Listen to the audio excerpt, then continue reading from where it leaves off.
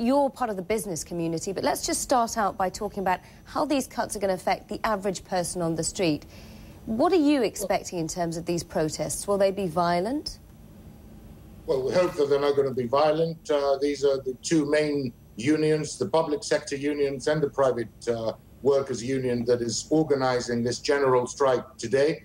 The Greek people have persevered immensely over the last 3 years with wage cuts, with pension cuts. It's got to a point where, as far as the low-end wage is concerned, we're approaching the European Union official poverty line. So you can understand that it's creating a vicious circle as far as the economy is concerned, the market is concerned, and, of course, extreme problems as far as maintaining social cohesion, which is of paramount importance. Yeah, how concerned are you becoming about the income inequality in Greece? We were just hearing from our colleague Matthew Chance there in Athens about people who are literally on the breadline. And one lady quoted in his piece was saying, the rich are getting richer, but the amount of people on the poverty line is exploding. Well, I will agree with one scale of this argument, but the rich are not getting richer, I can assure you. The tax measures that have been implemented over the last 3 years have hit all social classes, including the upper to middle class here in Greece. We've seen property taxes that have been increased immensely. Business taxation, unfortunately, is running at the moment at approximately 50% when you add the business tax, the dividend tax, including all the extraordinary taxation measures that have been implemented over the last 2.5 years. So there isn't so much inequality as far as that side is concerned. Where we need to concentrate today is not on further austerity measures, because, as I said earlier, there have been tremendous sacrifices taken up by the Greek people over these last 3 years. What we need to do is enhance growth.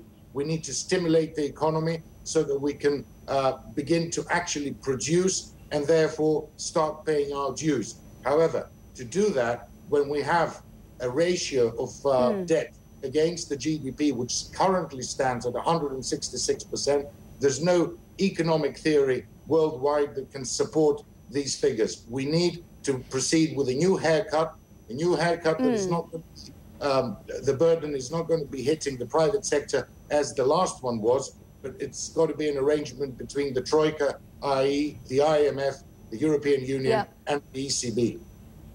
Well, that's what I was going to ask you, because obviously Greece is yet again finding itself in this juncture where people are protesting, people can only swallow so much austerity, and yet again, if they don't push through these cuts, well, the next chunk of bailout money is hanging in the balance. Greece just can't go on like this. This has been going on for 3 years. Every 2 months we get to this kind of juncture. Well, let me reverse this argument that the measures that have been implemented over the last 3 years, and I'm sure that everyone realizes, even Mrs. Lagarde has publicly recognized the fact that the Greek people have taken up tremendous sacrifices over this period, simply haven't produced the desired result. And it's not just Greece. Greece happens to be in the epicenter over the last year and a half, but we've got Italy, we've got Spain, and we saw the public's reaction yesterday, the first time that we've seen violence displayed in demonstrations in Spain, and of course Portugal, France following suit. So what we need to examine is if the measures are the right measures, if it's the right medicine that we must prescribe to the patient. I'm afraid that this is not the right recipe, it's not the right mixture of economic policy. And that's why I'm referring to a further reduction of the public debt. We need to bring it down to 120% as specified by the European Union. And above all, we must, if we truly believe in the European Union, have a new European vision, something that we haven't seen. What we're seeing at the moment is a different view coming from the European North and a different view coming from the European South. We must integrate.